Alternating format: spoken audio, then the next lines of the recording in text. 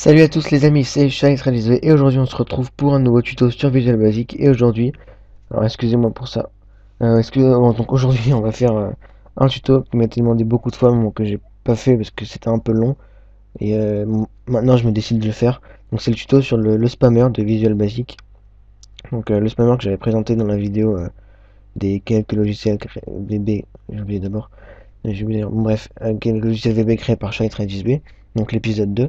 Et donc maintenant je vais vous faire le tuto sur le spammer. Donc déjà c'est quoi un spammer? C'est quelque chose qui sert à spammer. Et qu'est-ce que c'est spammer? C'est par exemple flouder. Et qu'est-ce que c'est flouder? Encore une fois, bon, je vais m'expliquer. Ça permet d'envoyer d'écrire des messages, enfin plein de messages, d'envoyer des messages beaucoup de fois. C'est-à-dire, enfin je vais vous montrer. Par exemple on a un bloc-notes, mais ça marche avec n'importe quel logiciel, par exemple MSN, Skype, etc. Même Facebook. Parce qu'en fait, le logiciel écrit le texte et il appuie sur la touche entrée. Enfin, il simule l'appui sur la touche entrée. donc, hop, donc je vais fermer Google Chrome parce que une notification va nous embêter. Donc le spammer.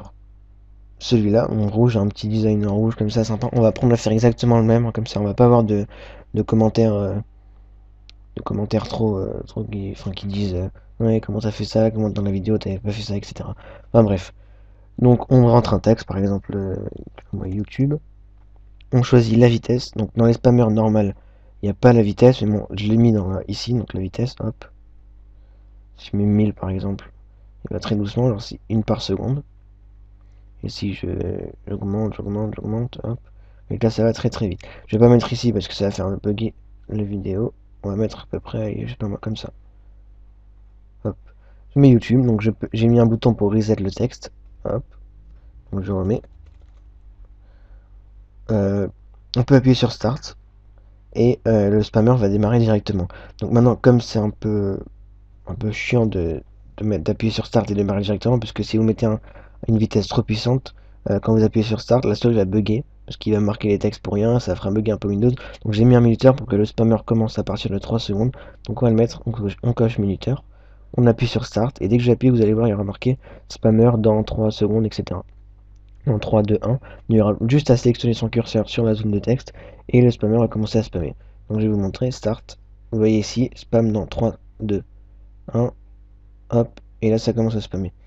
Bon là j'ai pas mis une grande vitesse donc c'est normal que ça va pas vite. Donc j'essaie de l'arrêter. Stop. Voilà, on va essayer d'augmenter un peu la vitesse. Donc par contre il y a un bug avec le logiciel, donc il ne faut plus que je mette le minuteur. Hop, j'ai oublié de le régler d'ailleurs. Hop, on va mettre encore un peu plus. Start. On voit que là, ça bug. Ouais, excusez-moi. Donc là, vous me voyez galérer. En fait, ça a bugué parce que j'ai mis le curseur sur la zone de texte du spammer. Donc, donc ça a fait bugger le logiciel. Parce que ça y a eu un très gros timer. Mais bon, sinon, excusez-moi, donc je cherche.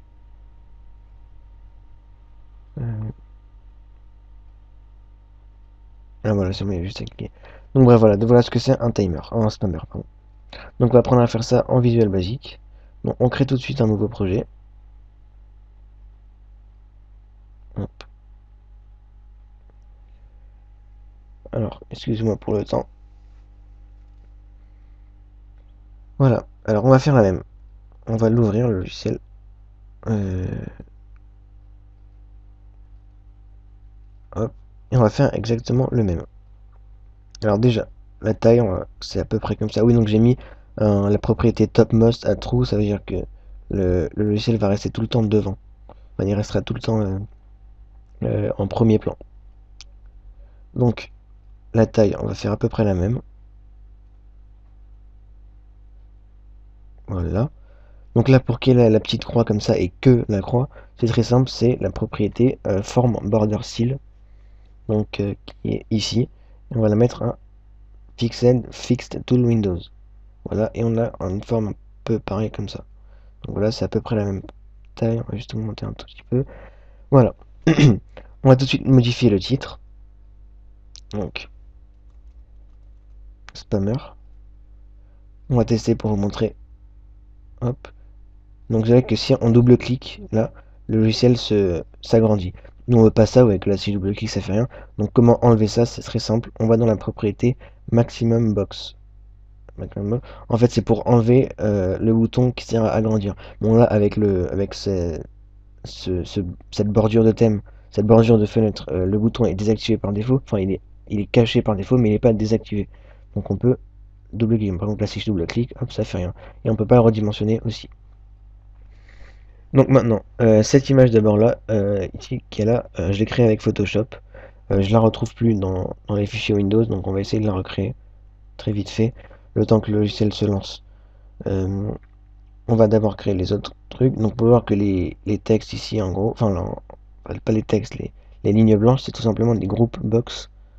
Donc on va aller chercher group box. Alors voilà, Photoshop se lance. Donc group box. Donc déjà l'arrière-plan il est noir, donc on va tout de suite le changer, qui est back color. Black. Hop. Tout le reste est en rouge, donc for color. Red. Donc, red. Voilà. Ensuite là aussi c'est en rouge. Bon, c'est déjà rouge, donc il y a juste à changer la couleur. Par contre, on va juste d'abord renommer le texte. On va mettre texte. Hop. Alors attendez. Je regarde juste pourquoi il n'est pas en rouge. Attendez 2 secondes.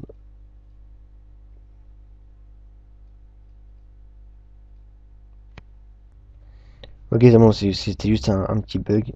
Donc en fait, ce qu'il faut faire, c'est enlever la propriété for color à red de la forme. Parce que sinon, ça fait un peu bugger le robot. Je sais pas si c'est buggé. Ça doit se faire exprès. Bon, en tout cas, vous ajoutez le groupe box et vous mettez for color à red.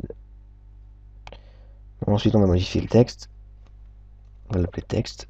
Donc texte à spammer aussi. Texte à spammer si vous voulez. On va le redimensionner à peu près pareil. Et on va créer le bouton reset text. Donc ça, c'est un link label. Hop, qui sert à cliquer comme un bouton, sauf que c'est comme un label, un mélange du bouton et du label. On va l'appeler reset, reset text. On va le mettre en rouge, donc for color et rouge. Et donc là, vous pouvez voir que quand je clique dessus, hop, il se transforme, comment ça s'appelle? Il reste rouge. Non, si vous voulez changer, excusez-moi, je bug. Si vous voulez changer la couleur du texte lorsque vous appuyez avec la souris, c'est très simple, c'est dans... Alors ça, faut pas que je me trompe. Hop, voilà, Active Link Color. Si vous voulez qu'il soit par exemple blanc, hop, vous cliquez, et dès que vous cliquez, il sera blanc. On va laisser comme ça. On va le mettre à peu près ici. C'est ici que je l'avais mis, voilà. On va juste, moi j'ai baissé un peu la taille, donc pour ce faire, c'est très simple. Vous allez dans Font, vous cliquez sur les 3 petits points. Par contre, c'est un peu chiant ça.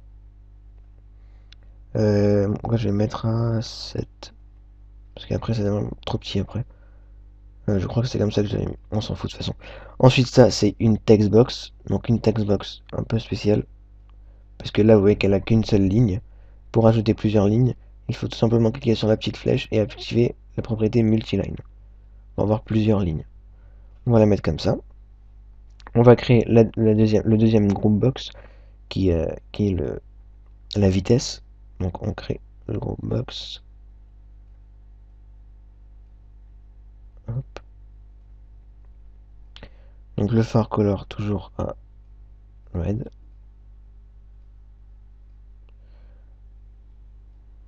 Hop. Texte, on va mettre vitesse. Hop, voilà. Donc c'est bon. Ensuite, donc ça c'est très simple, je vais vous expliquer comment faire. Ça c'est juste un label d'abord, donc on va l'ajouter. Il est mis en rouge. On va mettre donc la vitesse par défaut c'est 500, donc on va le mettre à 500. De toute façon, il va se changer tout seul. Ensuite, ça c'est une track bar. Track bar. Voilà ici. Faut voir que c'est pas la même qu'on a ici. Donc pour avoir la même ici, ça veut dire avec les deux trucs au-dessus, en dessous, c'est très simple. Vous allez dans, alors ça je me rappelle plus du tout parce que voilà, c'est Tick Style, je crois. Voilà, c'est bot, donc les deux, sur les deux côtés. Donc là, vous voyez voir qu'il y a plein de titrés. Pourquoi? Parce qu'il n'y a que 10 valeurs. Donc 1, 2, 3, 4, 5, etc. jusqu'à 10. Là, j'en ai mis 1000, puisqu'il y a 1000 1000 vitesses, enfin 1000 types de vitesse. En fait, c'est les ticks, c'est les intervalles du timer. On verra après. Donc, on va à peu près le centrer comme ça. On va l'augmenter ici. Et ensuite, on va mettre un petit X pour montrer la taille, la vitesse. La vitesse du clignotement. On va aussi le centrer. Non, pas comme ça. Comme ça. D'ailleurs, on va. Non, celui-là aussi, on va le centrer. Et ensuite, on va tout prendre. Et centrer comme ça. Et comme ça, normalement, c'est déjà fait. Voilà. Donc maintenant, on va remettre la valeur à 1000 ici. Donc la valeur, enfin, on va dire toutes les valeurs. Donc là, il y en a 10, on va mettre 1000. Donc c'est très simple, vous allez ici dans... attendez, excusez-moi, voilà, maximum, et vous mettez 1000. Voilà, donc là, on a la même chose. Hop, il est là. Voilà, hop. On va voir que ça marche. Ensuite, le dernier groupe box qui va permettre de spammer. Donc les boutons de spam. Hop. Donc le texte, c'est spammer en rouge. Personnaliser red. Voilà. Ensuite, les boutons. Pour faire des boutons comme ça, vous allez voir, c'est très simple.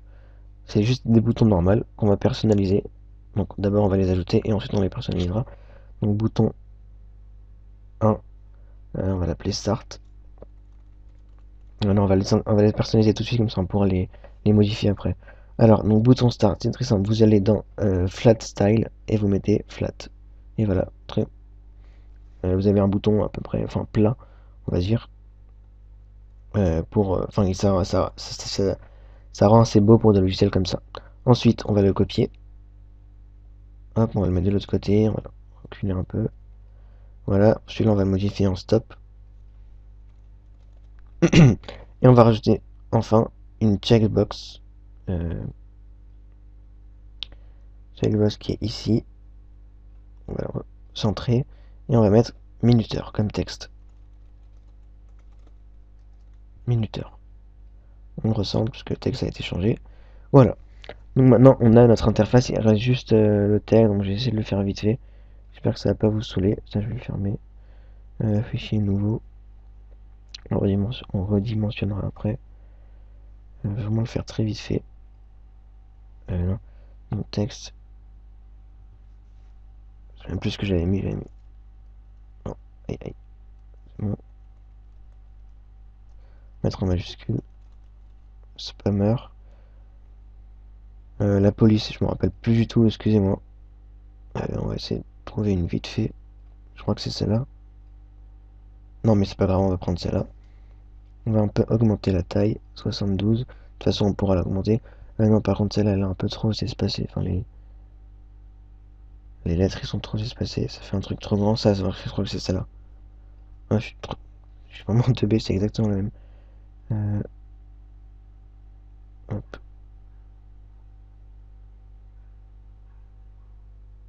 Attendez, excusez-moi.